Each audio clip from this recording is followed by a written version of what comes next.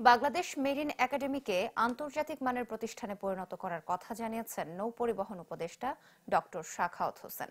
সকালে চট্টগ্রাম মেরিন একাডেমির গ্র্যাজুয়েশন কুচকাওয়াজে তিনি এই কথা জানান। বলেন, এজন্য মহাপরিকল্পনা তৈরি করা হচ্ছে। বিএসসির নতুন 6টি জাহাজ কেনা হচ্ছে, সেখানে মেরিন একাডেমির গ্র্যাজুয়েটরা নিয়োগ পাবেন বলে জানান তিনি। এবার 58তম ব্যাচে 30 নারী সহ 238 ক্যাডেট প্রশিক্ষণ শেষ করেন। সব বিষয়ে কৃতিত্বের জন্য রাষ্ট্রপতি পদক পান ক্যাডেট মিনহাজ সাদমান।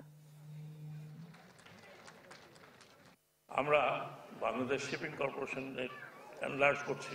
অচিরেই 6টি জাহাজ একসাথে, 2টি ইমিডিয়েটলি এবং 4টি জাহাজ যুক্ত হবে। কেন বলছি? এই জাহাজগুলো যখন যুক্ত হবে তখন আমাদের দেশের মেরিন একাডেমি থেকে যারা বের হয়েছেন তাদেরকে সেখানে নিয়োগ দেওয়া হবে। আশা করছি হয়তো 1 বছর বা 2 বছরের মধ্যেই হবে। বছর শেষের খুশি নগদে হবে বেশি। নগদ পেমেন্টে নির্দিষ্ট ক্যাটাগরির কেনাকাটায় 300 টাকা পর্যন্ত ক্যাশব্যাক।